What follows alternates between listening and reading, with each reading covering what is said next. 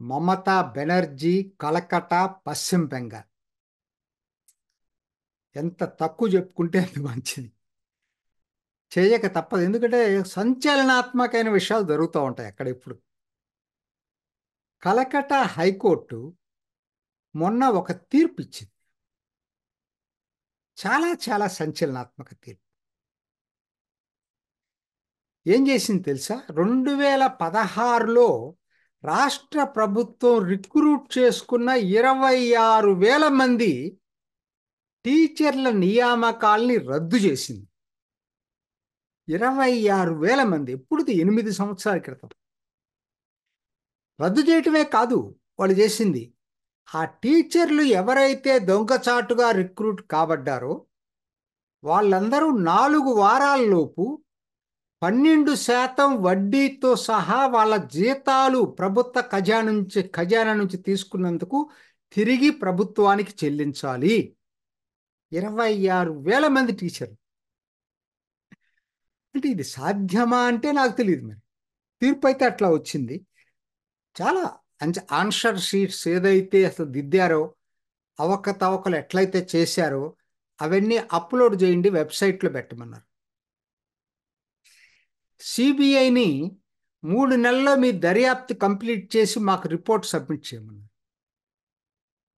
ఇవన్నీ వాళ్ళు ఇచ్చినటువంటి తీర్పు. నిన్న ఇంకొక తీర్పు ఏదో వచ్చింది.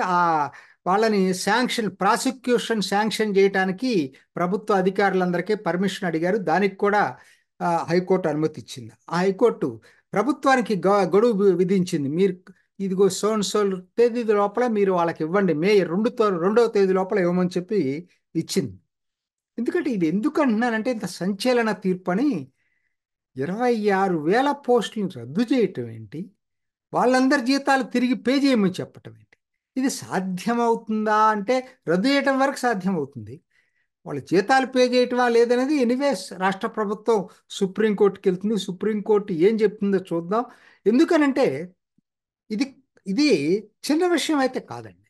వాళ్ళు ఎందుకు అంత తీవ్రమైనటువంటి తీర్పు ఇవ్వాల్సి వచ్చిందంటే, మీరు చూశారు కేసు, మీ అందరికీ తెలిసిందే.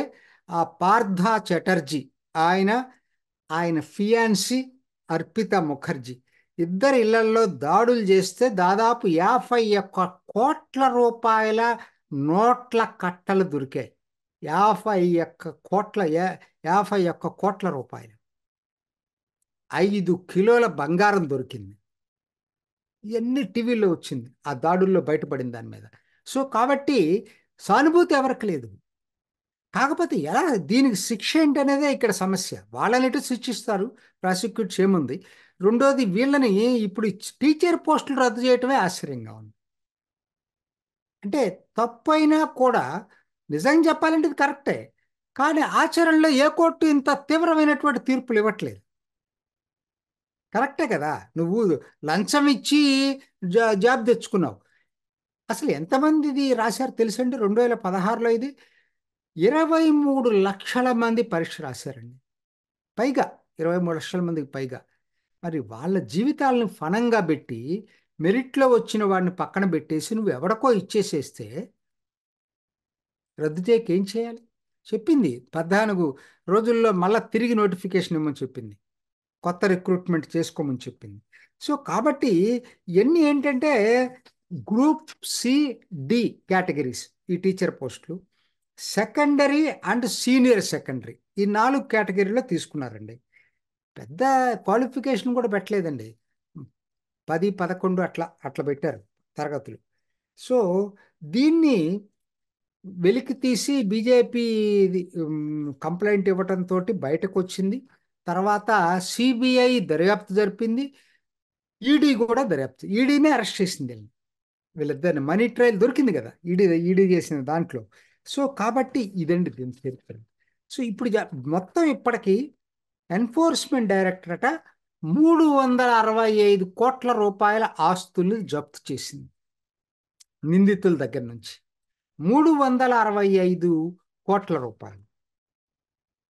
సరే, ఈ తీర్పు అసలు ఒకవైపు ఇంత సంచలనాత్మకమైన తీర్పు వస్తే తల దించుకోవాలి ఎవరైనా. ఆ నోట్ల కట్టలు దొరికినప్పుడే తలదించుకోవాలి. కానీ నిన్న మమతా బెనర్జీ ఏం చెప్తుందండి? ఇది ఇల్లీగల్, చట్ట విరుద్ధం, మేము సుప్రీంకోర్టుకి వెళ్తాం అంటే అసలు ఆవిడకి ఆ గిల్టీ ఫీలింగ్ ఎక్కడా లేదండి. ఎన్ని స్కాములండి! Ration scam, cow smuggling scam, ఒకటి కాదు. మీరు అసలు ఆ చరిత్ర అక్కడ సందేశ్ ఖలి ఏంటి మరి దారుణాతి దారుణం కదా, అమ్మాయిలను వాళ్ళు చేసినటువంటిది ఇదంతా కూడా. సో ఏమిటి ఇదంతా చూస్తూ ఉంటే అసలు బెంగాల్ ఎక్కడ ఎటువంటి బెంగాలు ఎలా అయిపోయింది? మమతా బెనర్జీ నేను దీన్ని బాగు చేస్తానని చెప్పి సిపిఎం దగ్గర నుంచి 2011లో స్వాధీనం చేసుకున్న తర్వాత అంతకన్నా దారుణంగా తయారైపోయింది. అప్పుడు ఇంకా చాలా బాగుండేది. అప్పుడు బాగుందని కాదు, అప్పటికన్నా వరస్ట్ అయింది. అప్పుడు బాగుంటే వాళ్ళని ఎందుకు తీసేస్తారు? వాళ్ళు చేసిన అకృత్యాలు అయితే వీళ్ళ ఈ దారుణ అకృత్యాలు తృణమూల్ కాంగ్రెస్ చేస్తూ ఉంది. కాబట్టి చివరికి ఇప్పటికీ ఏమీ జరగనట్టుగా అఫెన్సివ్గానే మాట్లాడిద్ది. ఎక్కడా గిల్టీ ఫీలింగ్ లేదు ఆవిడకి. అంటే జనం అంత అమాయకులు అనుకుంటుందా? ఆవిడకి ఏంటంటే నమ్మకం ఏంటంటే నేను డబ్బులు ఇస్తున్నాను జనాలకి, నా పథకాలు పెట్టాను. ఆవిడ సొంత డబ్బులు ఇస్తుందా? ఆ డబ్బులన్నీ ప్రభుత్వ డబ్బులే కదా, అభివృద్ధి ఖర్చు పెట్టకుండా వాటికి ఖర్చు పెడుతుంది డబ్బులు. కాబట్టి నాకు ఓట్లు వేస్తారు. అది ఆవిడ ధీమా. ఎన్ని స్కాములు రాని, ఎన్ని ఇటువంటి ఆరోపణలు రాని, నాకు పోయేదేముంది, నేనే గెలుస్తాననేటువంటి ధీమా. కానీ ఈసారి అట్లా రాదండి తీర్పు ఇప్పటికే అన్ని సర్వేలు చెప్తున్నాయి. నంబర్ 1 పార్టీగా బెంగాల్లో ఈసారి బీజేపీ రాబోతుంది. నన్ను అడిగితే అసలు అసలు జనం ఒక చెంపపెట్టులాగా ఇవన్నీ పక్కన పెట్టి సంక్షేమ పథకాలు ఒక్కసారి ఒక రివోల్ట్ లాగా మమతా బెనర్జీకి వ్యతిరేకంగా ఓట్లు వేయాలండి. ఎందుకంటే ఇంత దారుణంగా రాష్ట్రం, ఏ రాష్ట్రం కూడా ఈ దారుణమైన పరిస్థితులు నేను ఎక్కడ చూడలేదు. అసలు ఆ క్యాడర్ ఏంటి, ఆ క్యాడర్ ఈవిడ ఆ క్యాడర్ని రక్షించే పద్ధతి ఏంటి, ఆ హింస ఏంటి, చాలా దారుణం. ఈవిడ మాత్రం. సో కాబట్టి మమతా బెనర్జీ పోవాలి అంటే ఈ ఎన్నికల్లో కనీసం ఆవిడికి పెద్ద దెబ్బ తగలాలి, షాక్ తగలాలి. అప్పుడే జనంలో కూడా రిలీజేషన్ వస్తుంది, జనంలో ఒక ఆశ వస్తుంది, ఆవిడని మనం ఓడించగలమనేటువంటి ఆవేశం వస్తుంది. అందరూ అనుకుంటున్నారు 2026కి ఆవిడ పడిపోవటం ఖాయం అనేది కూడా ఇప్పటికే వస్తుంది. కాకపోతే చాలా టైం ఉంది, ఇంకా 2 years అనేది.